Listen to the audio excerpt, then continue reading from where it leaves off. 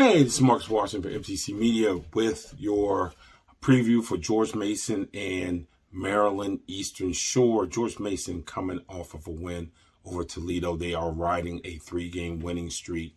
This is the last game of their 4-game homestand. They are undefeated at home this year, 5-0. And under Kim English, and this is something that I don't think gets a lot of play, they are 15-4 at home, which is certainly impressive. So now look, I've seen Maryland Eastern Shore a few times already this season, probably more than I ever thought that I would see them.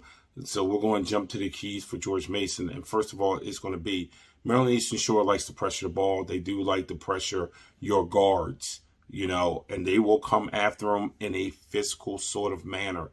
George Mason's point guards will have to be able to handle that, whether it's Polite, whether it's Devin Dinkins, whether it's someone else bringing the ball up the floor, if he chooses for it to be Victor Bailey, wherever the case may be, they're going to have to be able to handle Maryland Eastern Shore's ball pressure. Those guys, when I tell you that those guys play hard, those guys play hard. I know it's an overused cliche, but those dudes get after you, and they get after you a lot.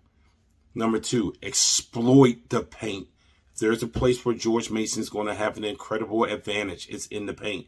That's not only going to be Oduro. Of course, when you say that and you think about posts, you think only him, but it's matchups that you can get where guys can score below the free throw line area, whether it's Oduro, whether it's Victor Bailey, whether it's Ticket Gaines, one of those guys. But that is the place where George Mason can dominate tonight with stickbacks, offensive rebounds, throw it in the post, drive it into the line.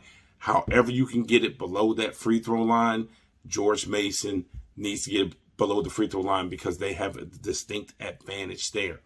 And speaking of free throw line, that's going to be my last key. George Mason needs to get to the free throw line more and more and more.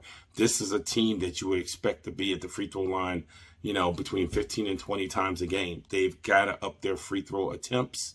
Look for them to drive the ball. Look, Maryland Eastern Shore will foul you.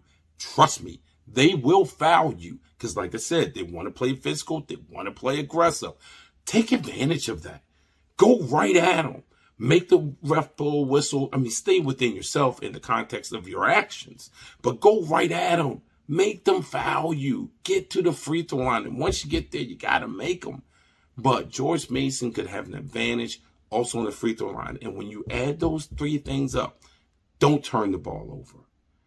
Be able to score in the paint and below the free throw line in those type of places. And get to the free throw line yourself. Then you take a game like this and you kind of win a game like this by 10, 12, 14 points, which is what George Mason should do tonight before they head to Chicago against Tulane, and then they head to Old Dominion before they come back home for Coppin State, and then on New Year's Eve kick off the